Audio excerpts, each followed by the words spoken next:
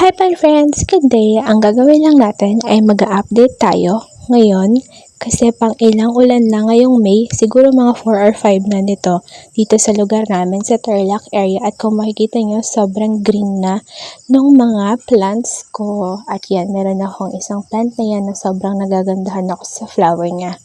Dito sa side na to, yung ating mga propagations. Yan, kung makikita nyo, parang ngayon pa lang sila nabubuhay ulit. At dito din sa baba, yung mga dapat ititinda ko sa trade fair. Yan, nakita nyo. Sobrang laki na ng kanilang mga growth. Buhay na sila, kasama ng mga sansa na yan. Lahat yan is walang natinda. And then, lipat tayo dito sa ating mga mother plants. Yan, sobrang ganda ng ating mga fish hook ngayon. Kung makikita nyo, ayan yung mga possible nilang flowers at may nagbuka kaninang umagang isa.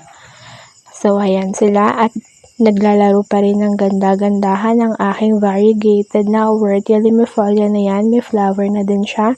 Nung una, akala ko 4 lang yung pops niya pero 7 pala sila. So, nabawi ko na yung pinambili ko dyan dahil yung unang bigay niya is 5. Ayan yung aking mga mother plant dyan. So yun, mag-update lang tayo ngayon. Dahil yan, almost ilang araw na silang nakakatanggap ng mga rainwater. So hindi na ako nagdidilig sa kanila. At nakikita ko na maganda yung progress nila. Lumalabas na yung totoong kulay nila. Katulad yan, green na siya. Nung dating nasa pabilog na pot siya is hindi ganun yung kulay niya. At ongoing pa rin ang pag-flower ng aking mga green na Haworthias. Ayan sila at kung makikita nyo, ang init pa rin dyan kahit kaninang 4 PM na yan. So iba talaga pag rainwater yung nadilig sa mga halaman mo, nakikita mo na nagkakaroon talaga sila ng pagbabago, may new growth yung mga plants mo at nag-iiba talaga yung kulay nila. So yan yung mga Durstinia ko dating para talagang patay ang mga yan, tas kalbo, mas brown pa dyan, as in parang sunog na brown. Ngayon nagkakaroon na ng difference, ayan green na siya at saka meron na din silang mga flower. Tapos ayan yung mga binigay na pops noong una nating limifolia at yan din yung ating mga kaka-transplant na halaman. So, ayan sila. Mukhang nagugustuhan naman nila yung panahon natin ngayon. Kahit yan, sobrang init pa. Kahit hapon na thinkad, hindi tuloy-tuloy yung ulan ngayon. Kaya, ayan, may time pa na matuyo yung ating lupa at ongoing pa rin ang pag-flower at yan, successful ang ating naging pollination doon. So, niripat din natin yan, yung mga green gymnos na yan. At yan, sobrang tumataba na yung ating mga astros. Yan, dati madaming mga flowers yan, di ba? Na na-propagate natin pero unti-unti na silang nahinog. So, nakuha ko na yung iba at yung iba na langgam. Ito din yung ating mga asterias, though meron pa ring mga kulubot. Yan, sana maayos ko yan.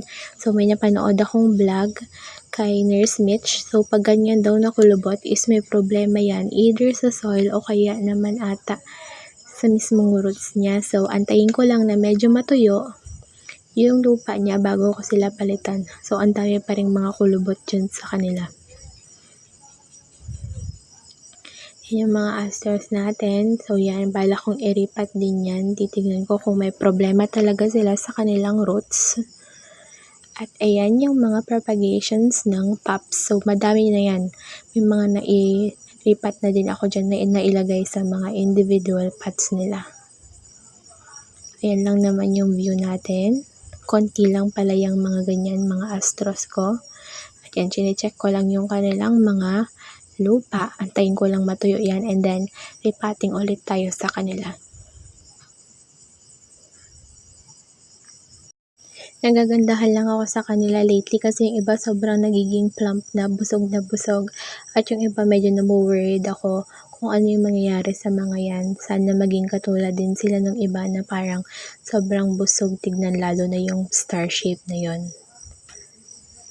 At dito naman tayo, ayan, At ayan, bumitak na yung kanyang fruit. So, yun, ilalanggam siya kasi hindi ko naman lahat ang tawag dito, mapabuhay yung seeds, pero mahilig lang akong mag-pollinate, ganun. Random lang. So, yan, nagsisitubuan pa rin yung kanilang mga buds, flower buds, yan, ongoing pa rin sila. Kahit maulan, ayan, napakaganda pa rin yan. At yung bago nating graph na yan, scattered ko lang sila dyan. Balik ulit tayo dyan. Okay, yan lang naman yung ating nasa hagdan na area at dito na tayo sa side ng ating mga clump na yan.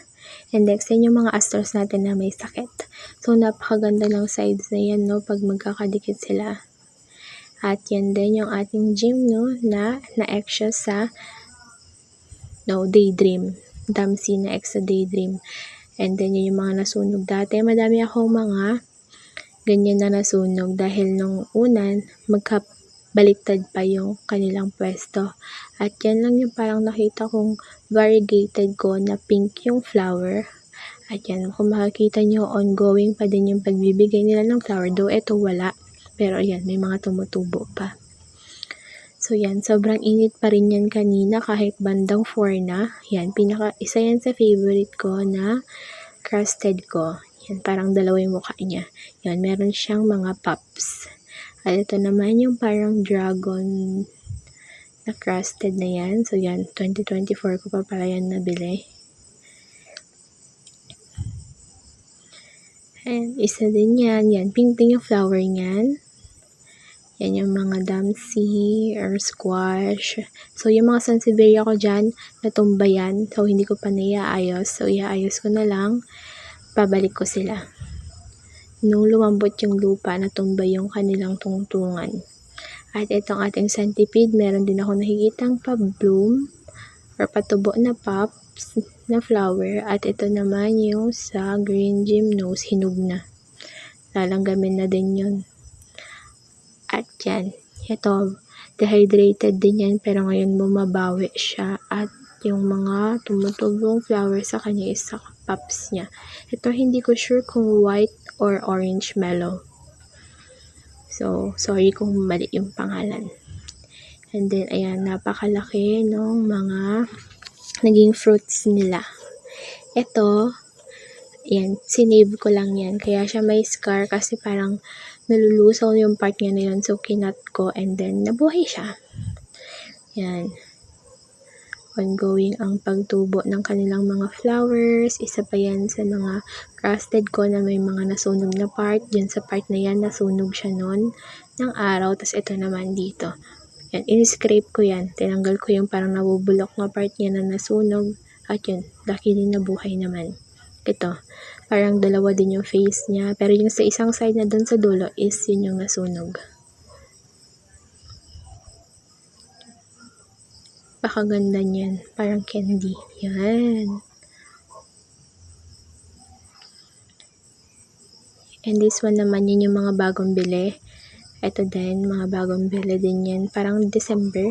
Noong December ata. Yes, kasi hindi pa ako bumibili ngayon eh. Last nung pumunta ako ng Baguio.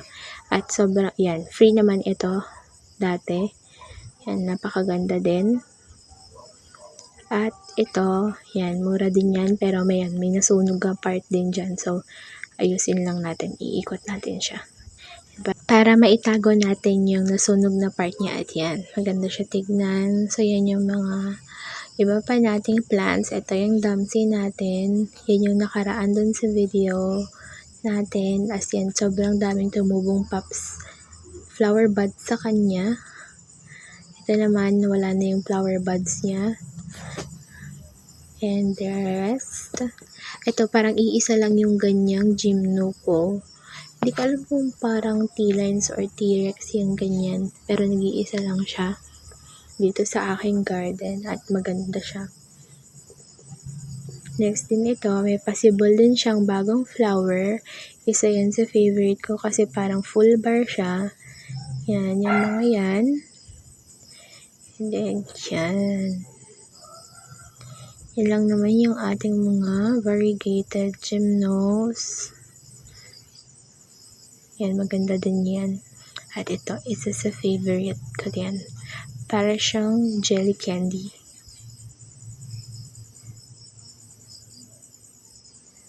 Yung mga yan, mga na bagong transplant lang din yung mga yan. So, yan. Yung Dempsey X Daydream na yan, 3 yung ganyan ko. So, bagong bili lang din yan ng nakaraang December ata. So, yan yung mga nilipat natin. Pinalitan natin yung mga lupa nila. Tapos yan, yung parang 2 heads na yan is patay, namatay na yung mother niya. Pero ayan, yan, yung mga yan. Ito din. Tapos yung banda doon, tsaka yan. Even yan, tsaka ito. At nasa pa ba? Yung banda doon, hindi ko na nakuhanan. Yan ulit. Yung mother niya is ito. Madami pa rin siyang pups. So, kailan ko kaya siya tatanggalin doon? So, the rest, yan yung mga transplant. At kung may nagtatanong kung successful ba yung ating paintbrush pollination, so yan, kitang-kita nyo naman. Though meron pa rin mga nalulusaw or hindi nagtutuloy, pero the rest is, yan, successful sila. Almost lahat. Ilang naman, nagsisitubuan pa din. Ayan, hinog na yun. Yan, hinog na siya. So, yun, nakita nyo, nagsisitubuan pa rin yung mga flower buds ng mga plants. Yan, medyo late na sila kasi paulan-ulan na yung panahon, pero okay lang yan. Ito, napakaganda niya. Dating yellow lang yan. Nung nasobrahan sa init is nagganon yung color niya. And yan, kamukha din ng dalawa dun sa side. Tapos, ayan lang naman yung itsura ng ating mga variegated at saka green gymnos, black gymnos na din. Ayan sila. So, parang madami sila tignan pero nakukontian pa ako sa kanila. So, yan. Hindi pa masyadong maayos ngayon yung ating garden. So, tanggalin ko lang ng ating knife dyan na ginagamit dyan sa ating garden. So, yan lang. So, thank you guys for watching. Sa susunod ulit na update.